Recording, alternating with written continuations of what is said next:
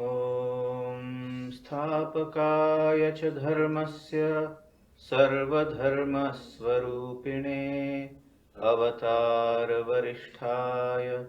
रामकृष्णाय ते नमः।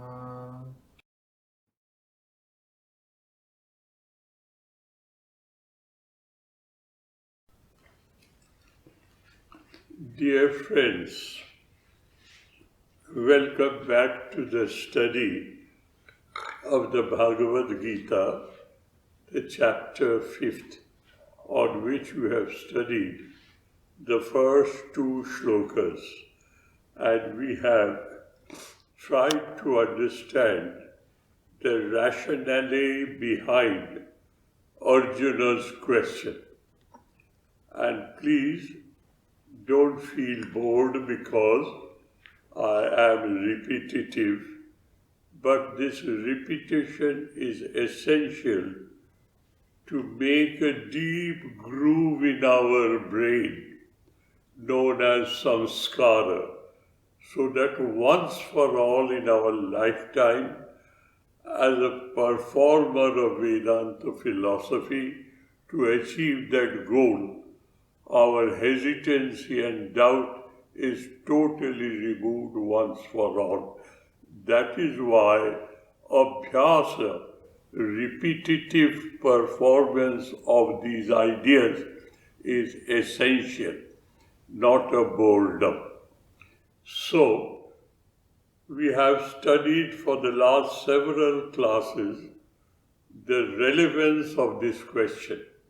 And what is that question? Sri Krishna puts in Arjuna's mouth, and Arjuna is a representative of humankind till two people walk on this earth. It is an eternal message. So what is Arjuna asking? He says, sir, in one breath you are admiring, praising, eulogizing, inspiring me with the idea of karma sannyasa. Sannyasa means literally samyak nyasa sannyasa. Samyak is in totality without any residue left. Nyasa is a rejection. A total rejection of the concept of karma. That is, all the duties that are enjoined on us by the Vedas, and as because we have moved out thousands of years and society is in a constant change, now our karma is dictated by our sense of duty. And you are telling me, sir, a total and a complete rejection of karma. That's what he understands. And at the same time, you are praising sky high karma yoga. And I am confused. Which one do I follow? Karma sannyasa or karma yoga? So the question has been put into this verse, sannyasam karmanam Krishna punarajogam cha samsasi. You, in one breath, you are speaking about karma sannyasa. In the next breath, you are speaking about karma yoga. Tayor jat shreya tayor ekam. Of these two, which is better for me? Tanme bruhi shunishchitam. Tat, whichever is better for me between the two, please kindly bruhi shunishchitam. Speak to me, explain to me without any ambiguity, any doubt, with an unshakable conviction, so that I can develop that you want me to follow this, and I will have a rock solid crystal clear conviction of my spiritual journey. This is the essence of the question, which is nothing else but the question that assails us after going through the Gita up to the end of the 4th chapter. This is how Arjuna starts the 5th chapter, and Sri Krishna makes Arjuna ask this question. Now listen to the answer. And this answer is the cornerstone of spiritual discipline for an aspirant. What does he say? Sannyasa karma yogascha nishreyasha kara ubho. Let me translate the first line of the verse. Sannyasa, total rejection of karma, and karma yoga, performance of the concept of work converted into concept of worship. That is karma yoga for you, which we have described and discussed upon many a times before in the 3rd chapter and the 4th chapter. So listen to what he says. Ubho nishreyasha karu. Both of them, karma sannyasa and karma yoga, both of them are means to the same goal known as realization, liberation, emancipation, moksha, mukti, freedom. They lead to the same goal. But tayostu, between the two, karma sannyasat, comparing the two, from karma sannyasa, karma yoga vishishyate. Between the two, from karma sannyasa, karma yoga excels, is better, has an edge over the other as far as performance in our day-to-day life is concerned. This is what it is. He says, Tayostu, if you want to have my unmistakable, unambiguous opinion, my considered opinion is for a performer of sadhana, between the two karma sannyasat, between the two karma sannyasa and karma yoga vishishyate. It is an edge better than karma sannyasa, it excels karma sannyasa. Vishishyate.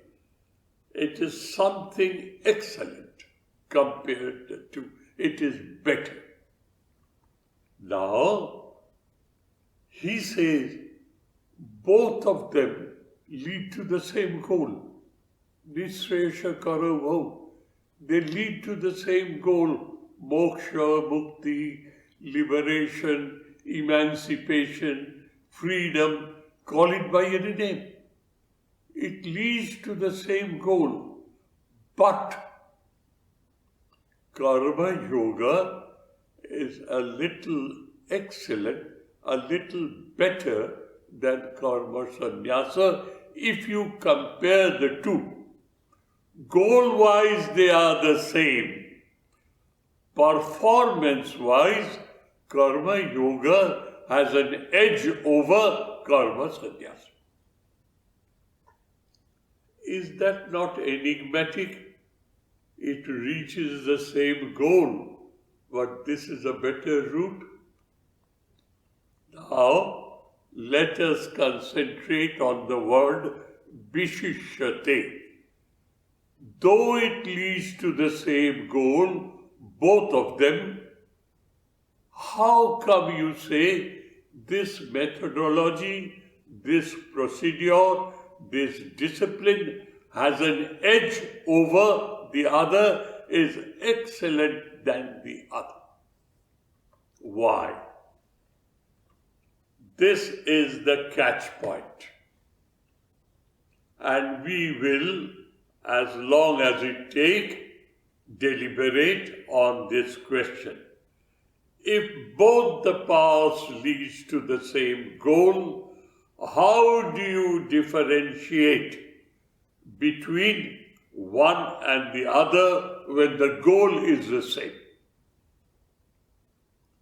Now, let us come back to ourselves as we are constituted.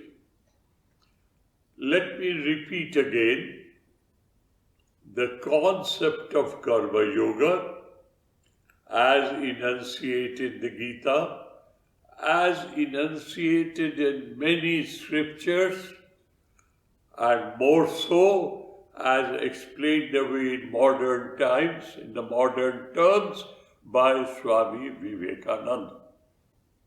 Let us first understand what is karma sannyasa, what is karma yoga, according to this, I would say, description. Let me take first karma yoga, because it is very easy for us to understand as we are constituted. Karma means activity, and no activity is possible without life. Life and activity are synonymous, obverse and reverse of the same coin. What is karma? Activity. And how does it explain itself? Let me make myself an example here. I am performing my duty of life. Duty as so-and-so, and his duty is to teach and preach the secrets of Vedanta philosophy as enunciated by Sri Ramakrishna Vivekananda and Holy Mother Sharda Devi. That's my duty. To perform the duty, I am active. And where is that activity confined? I am physically active, bodily. I am emotionally involved, physically involved, emotionally involved, rationally involved, and finally, egoistically involved. I am doing my duty. That is my egoistic involvement. That is how work is explained from the scriptural performance point of view. Not only intellectual, but practical, understandable, commonsensical manner. I am physically involved, I am emotionally involved, I am rationally involved, and I am egoistically involved. I am performing my duties of life. This is work. What is worship? We are here today for a change, sitting in the shrine of the Brisbane Centre. And you see the difference in the pictures and the get-up. We are sitting here. Now, I call it a shrine, a place of worship. And in that place of worship, I have certain symbols which symbolizes the presence of the divine. So I am in a shrine, which place bounded by 4 walls contains the concentrated idea of presence of the divine. And how I am involved? Because I see the symbols in pictures, and symbols symbolizes the divine. So I am forced to feel the presence of the divine. And then what do? I stand in front of him, the picture, and I call him the divine. Rationally, I am convinced there is no distinction between the symbol and the idea that it symbolizes. So I stand with folded hands. I bow down. And I am rationally convinced he is here. I emotionally get involved and I pray to him. So I am physically involved. I am emotionally involved. I am rationally involved. I am egoistically involved. So what comprises the concept of work? The highest common factor are these four identities equal to each other. Work and work. Activity and activity. What converts it into a worship? The awareness of presence of God. We confine him in these four walls of a shrine, and I am aware of him. And my physical activity, emotional activity, rational activity, egocentric activity rotates around the awareness of presence of the divine. That is the differentiating factor between work and worship.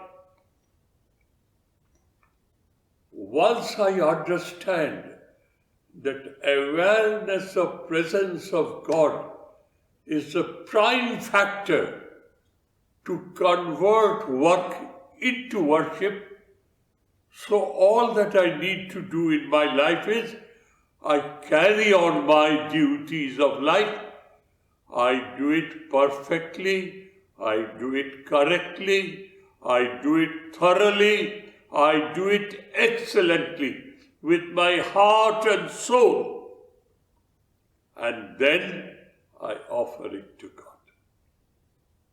I am egocentrically involved. Now I am not the doer. I am the worshipper. I am involved egoistically, but my ego is being surrendered to be saturated by the awareness of presence of the divine.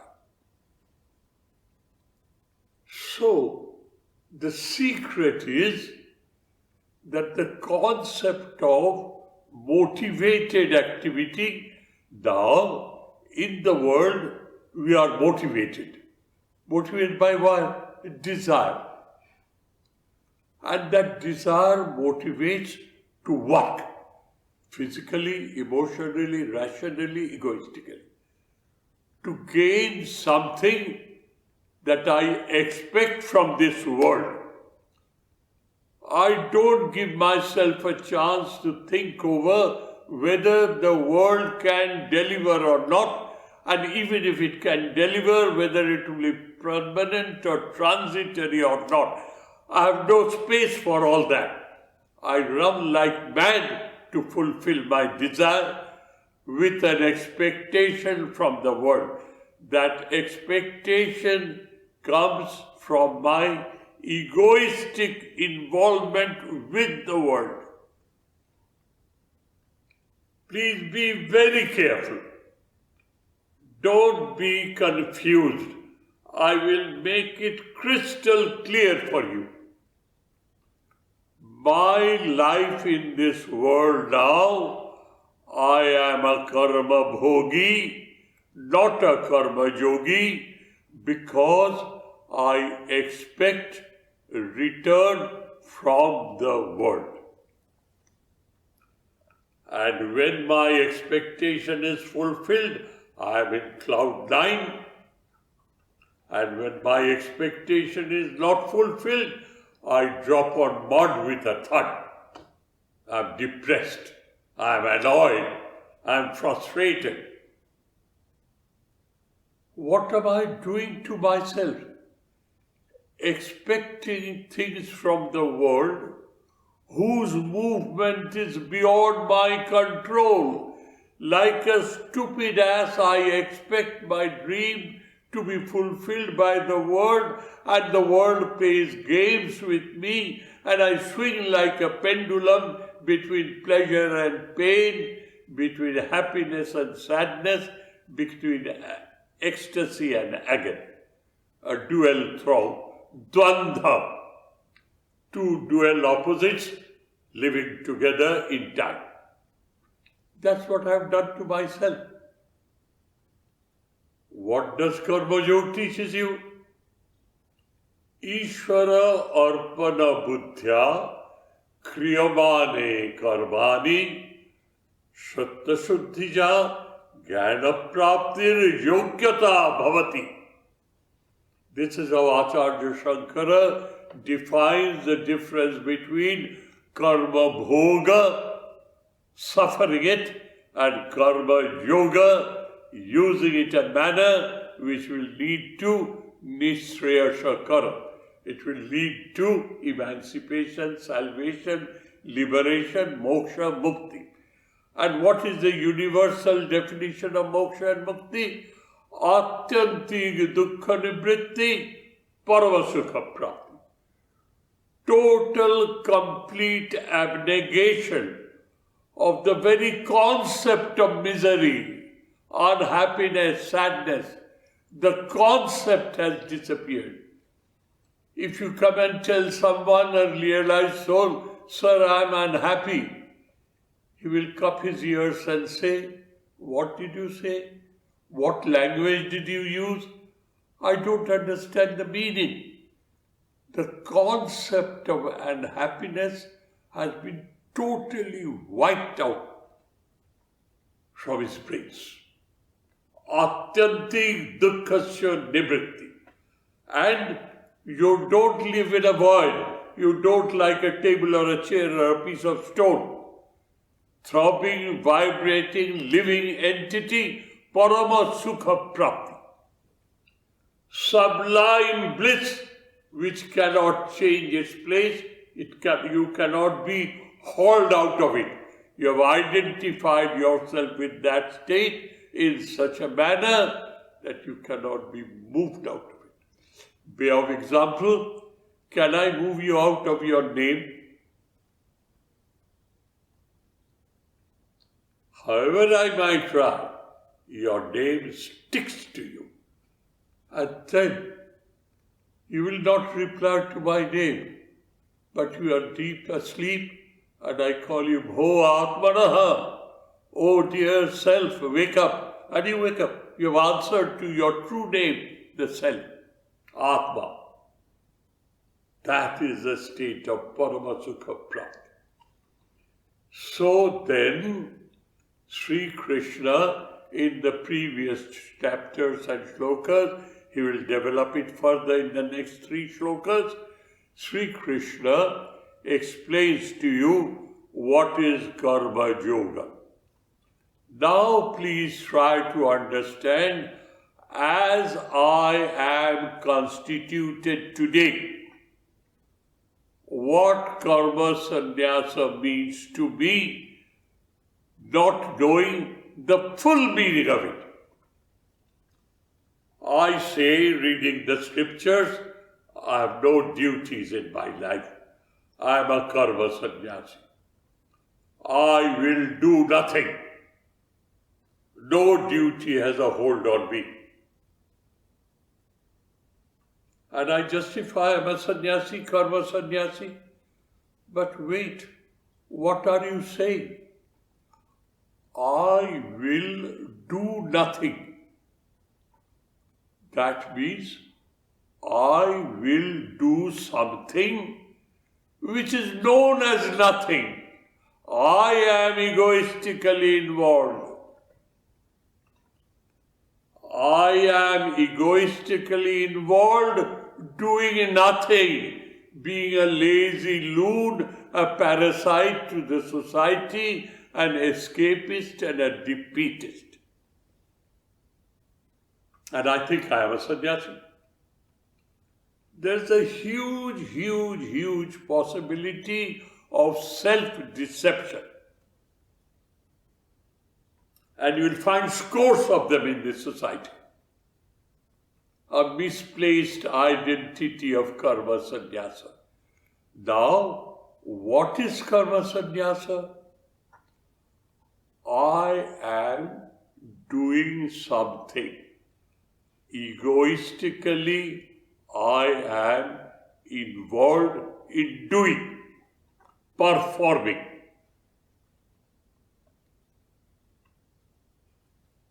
That involvement has to be broken. You educate yourself, you discipline yourself in such a manner. I live in this world and my whole life is nothing else but a dedicated worship of the divine. The trick of the trade has been taught to me to convert your life into an endless emotional interaction egoistically with the awareness of presence of God.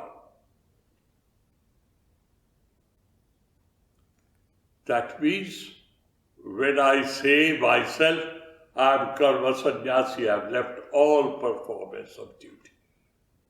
All that I am doing is, in the name of karma sannyasa, I am cheating on myself because I have still not broken that identity of I am doing nothing. That is, I am doing something which is known as nothing. That type of karma sannyasa and that type of karma yogi, now you please tell me which is better. You tell me which is better. This is why Sri Krishna says, both of them, if performed correctly, rightly, thoroughly, perfectly, excellently, both of them will reach that same goal.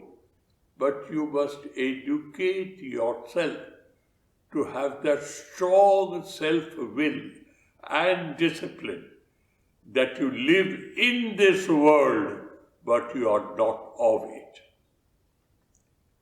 There are descriptions in the scriptures and a description by Sri Ramakrishna. I quote both the descriptions. Paramahamsa. What is that concept of a swan, which is a sublime creature? It lives in water, but its feathers are dry. Water cannot wet it, whereas water has that inescapable capability of wetting up everything, but cannot wet the feathers of a swan. The swan lives in water, but the water has no effect on it. This is in the scriptures. And what did Sri Ramakrishna say? He belonged to Bengal, and Bengal is full of fish ponds, you know. Every cottage has a fish pond behind. There's an algae in the corner of the pond, very thick algae. If you put your hand in it, it gets stuck and you can't get rid of it easily. But the fish moves around that algae and the fish is untouched. Goes out, comes in, plays around, go out. The algae has no capacity to stick onto the fish. Live like a fish in water full of algae. Live like a swan in this world, well, the world has no charm on you. That is not a joke. It needs a tremendous amount of willpower, tremendous amount of disciplinary background to disidentify yourself with your work. It is much better you bring in the awareness of presence of God and convert every moment of offering to God. You are in the process of constant remembrance. Remember the English adage and the proverb, what you think, so you become. You think of the divine constantly, days in and days out, and over the whole of your personality, your antakarana, your chitta will be divinized. And when you are totally saturated with the divine, your sanskaras have been wiped out, you are with the divine, in the divine, and you live in this world, but you don't belong to it. You are not of it. This is the concept of wish. That is, this is why he says, Vishishyate. This is how, dears, you should try and understand the inner meaning of this shloka. Now, having said so, it is a responsibility of the teacher to further break it up for you, so that he now tells you, gives you a measuring rod to measure yourself while you live in this world, which way you are moving. Move on to the next shloka for that answer. So this is second shloka, Sri Bhagavad Uvacha, Sannyasa karma yogascha ubho nishreyasha karo. Both of them will lead to mukti. But tayostu, performance-wise, karma sannyasat karma yoga vishishyate. Here, according to the orthodox interpretation of scripture, the concept of adhikari bhed comes in. As of today, I am not yet competent enough, qualified enough, trained enough to practice karma sannyasa. I will be that after I am perfected the art of karma yoga. Then the whole world is the divine, and I live in the divine, I live with the divine, I live for the sake of serving divine. There's nothing but the divine in our lives. This is what karma yoga's beginning is. Let us move on and see how Sri Krishna explains to you. He says, karma yoga vishishyate. It excels beyond karma sannyasa. Let us see what Sri Krishna has to say, performance-wise, while living in this world. As practical as that, with the feet deeply rooted in this world of ours. No more of high-sounding philosophy in the skies. Practical, realistic assessment of who is a karma yogi. Listen to him. Sri Bhagavan continues to say, Sa nitya sannyasi geya, geya sa nitya sannyasi, jo na dveshti na kangshati. Let us stop here. Sa karma yogi, know him to be nitya sannyasi. That karma yogi can be addressed as nitya sannyasi. Why? Jo na dveshti na kangshati. raga, dvesha. Attachment with affection and detachment with revulsion. Attachment and revulsion are egoistic involvement, obverse and reverse of the same coin. One is a golden chain and the other is an iron chain. Both of them bind you together. If you are happy with something in this world, you are bound down because you are attachment. If you are disgusted, annoyed, unhappy, angry, frustrated, it is dvesha, obverse of the coin. You are involved with that passion known as hatred. You are involved with the passion of affectionate attachment. Both of them bind you down, whether it is a golden chain or an iron chain. Know that karma yogi, sa-karma yogi, geya, know for certain he is nitya sannyasi, karma sannyasi. How? Jo he who na dveshti na kalshati. He who neither suffers from positive attraction or negative revulsion.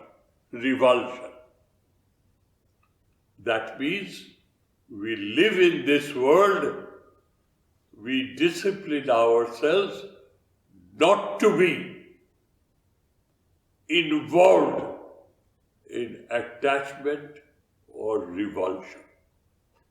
That is egoistic involvement. Live in this world, but do not be of it. That is the English translation done by one of our famous scholars to explain this in English.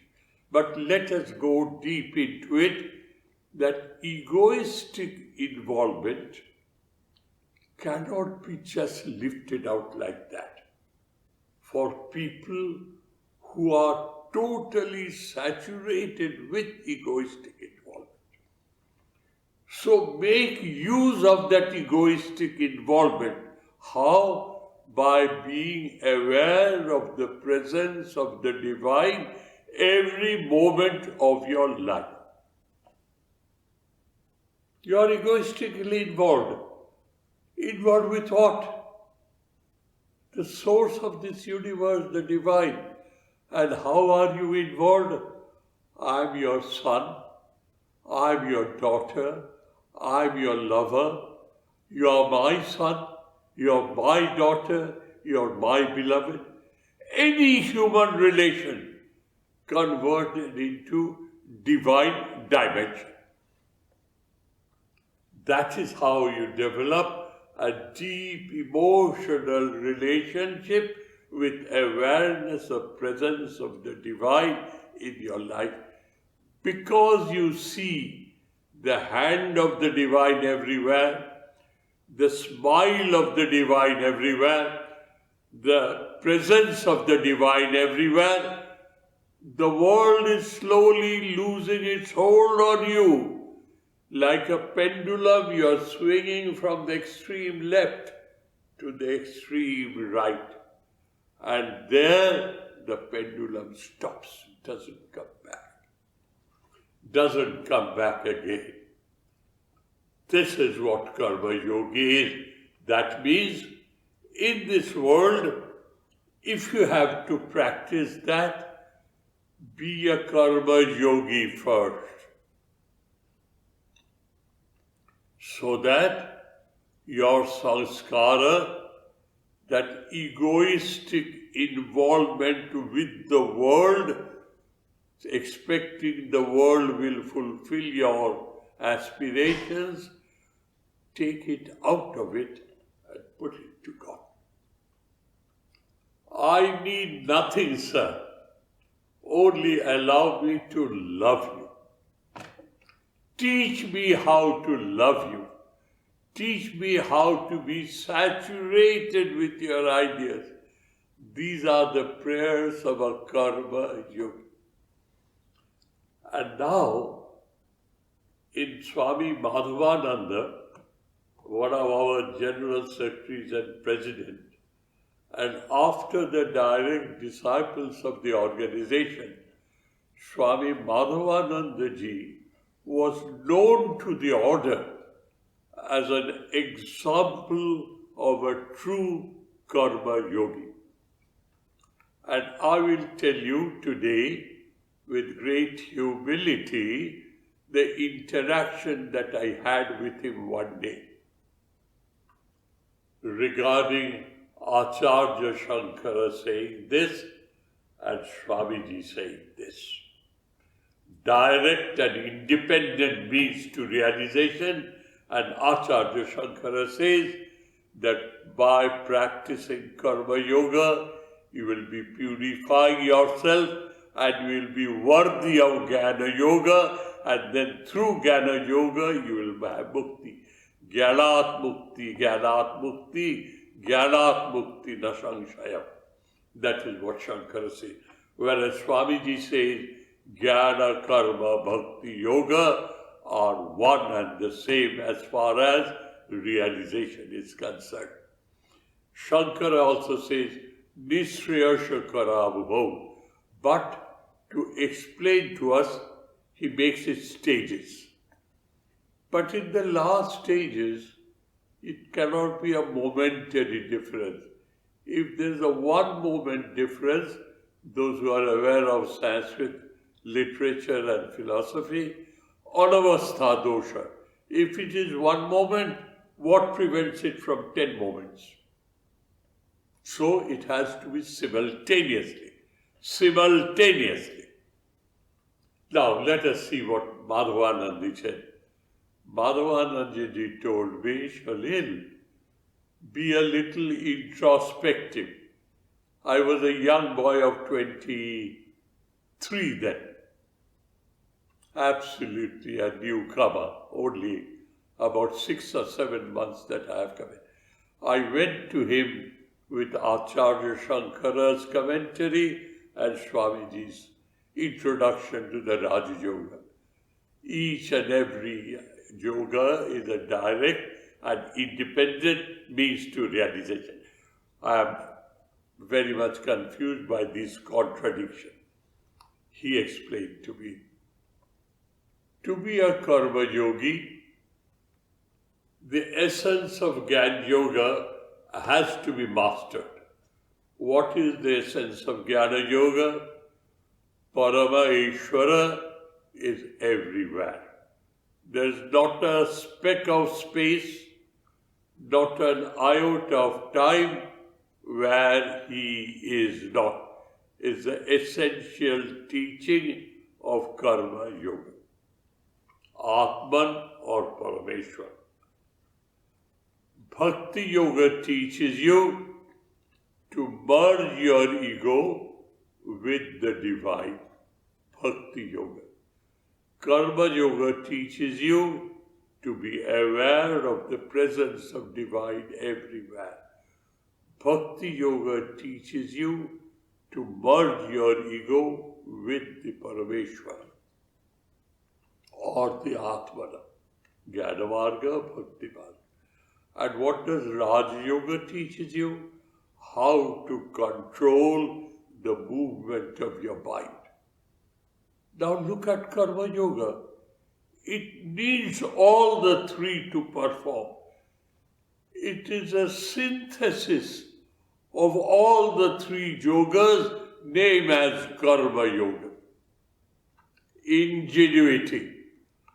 How you put it into practice in your day-to-day life. You have the fullest freedom through gardening, dairy, poultry, farming, agriculture, banking, finances, administration. Anything under the sun. Janitor, priest, worshipper, any activity. Know for certain God is everywhere. Know for certain I have to find God within me by emotional integration.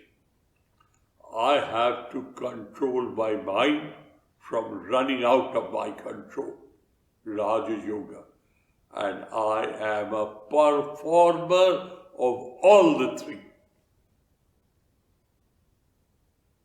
This is the secret of Karma Yoga. It integrates all the three into one, known as Karma Yoga. A Karma Yogi is a Jnani, a Karma Yogi is a Bhakta, a Karma Yogi is a Raja Yogi. And he is a Karma Yogi. He lives in this world without being of it. Na dveshti na kanshati. Sri Krishna now explains it. Know for certain that person, sir, is Nitya Sannyasi. He is constantly poised in sannyas. Why? He is not responding to the world's tantalizing temptations. He is neither attacked nor he is revulsive. All is the divine. Kicking at me, good enough. Praising me, good enough. I am not involved. My ego has totally surrendered itself, saturated itself with the awareness of presence of the divine every moment of my life. So he now tells you how to live in this world. Nothing in this world that happens to you during your flow of life should frustrate you or should elate you. Balanced. That is God's will. I am not going to wave. I am not going to change. I am well poised in my stand. I am one with my God. This is what, in practice, he says, know him to be Nitya Sannyasi. Who has practiced this? What is it? Jo na rishyati na kankshati. Jo na dveshati na kankshati. Dvesh is aversion, akanksha is approval, appreciation. And the next one is Nirdando hi mahabaho sukham bandhat pramuchyate. Once you have mastered this art, that you don't swing that way, you don't swing that way. Know for certain it's very easy at that time to identify yourself with the divine in totality. Nirdvandha, that means who is not a victim of the swinging of a pendulum, dvandha, good and bad, put together. He is neither that way nor that way. Stable, steady. He will be able to get rid of this bondage. What is that bondage? The concept of separateness between me and my God. Concept of separateness between me and my God. That is why we say, when you do japam, you utter that mantra, give yourself a little time. During that time, tad japaha tad artha bhavanam. He is in me, she is in me, I am. You are slowly and slowly cutting at the root of separateness between you and your Ishtadeva or your Ishtadeva. And Maharishi Patanjali makes it abundantly clear, tad japaha tadartha bhavanam. Japa is a mechanical, physical process. I am repeating it. That does not pay. After repeating it, Give yourself a little time and think, I am in Him, He is in me. You are cutting at the root of separateness between you and your Ishta. Tad artha bhavana. This is how you proceed. Now what you do, I live in this world. I am doing my duty. I am successful and I am elated. I am not successful. I am frustrated, annoyed, disgusted, angry, vengeful. See where you are being driven to by that attachment. Detach yourself from all that. And don't live in void. You are not supposed to be a piece of timber or a piece of clay, pot of clay or a piece of marble. You are a living, throbbing entity. The more you clean that side up, fill it up with wine of God. I'll give you an example, and with that I'll stop it. Say, for instance, you have a tank on the top floor of your house. That tank is filled with corporation, council water. And from the bottom of the tank, the outlet comes and feeds all the faucets, taps. Whatever it may be, after a prolonged time, there is a sedimentation in the tank bottom, and as because the outlet is a little above the bottom, the sedimentation percolates through the bottom pipe, delivery pipe. And one day you see the tap is giving turbid water, colored water. Now you can't do without water. What do you do? Listen carefully. You put the supply tap fully on. Let clean water come in abundance. And you open up all the faucets that you use, all the taps, draining it away. And with a stick, you stir that water. So the sedimentation mixes up with the water. And you sit quiet. And you sit quiet. What happens? The inflow is pure and the outflow is turgid.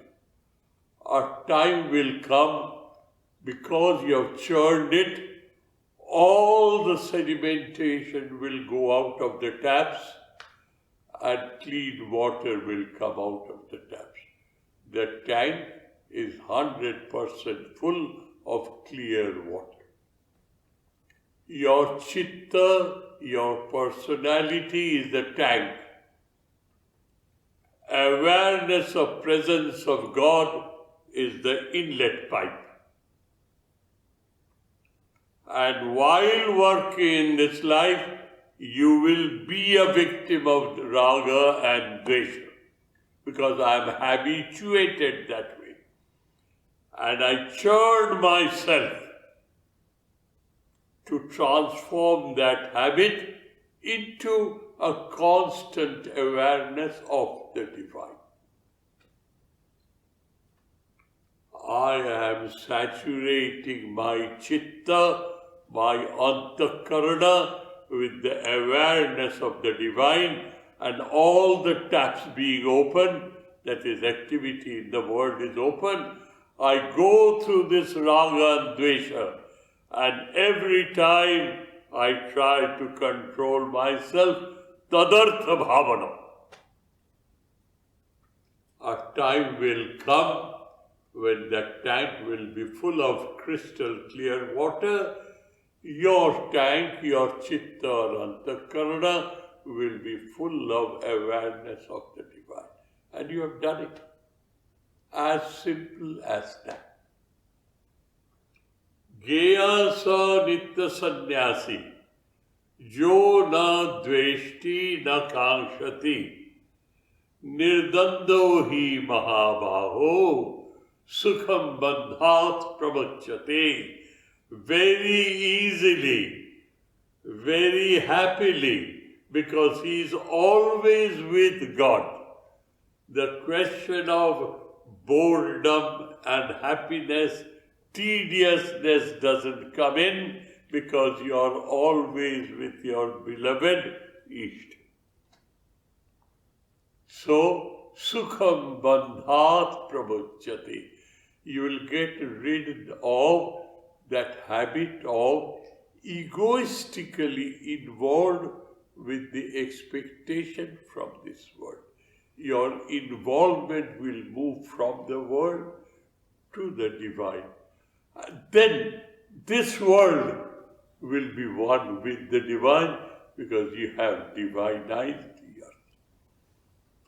The remaining two shlokas is further eulogy of Karma Yoga. Friends, with your permission, let me stop here for the day. And please kindly listen this carefully and enjoy the ambience of our Brisbane shrine. Next stop probably will be from Sydney as usual. Thank you, my dear friends. Thank you ever so much. May God bless us all. ॐ शान्ति शान्ति शान्तिः. हरिः ॐ तत्सत्. श्रीरामकृष्णार्पणमस्तु.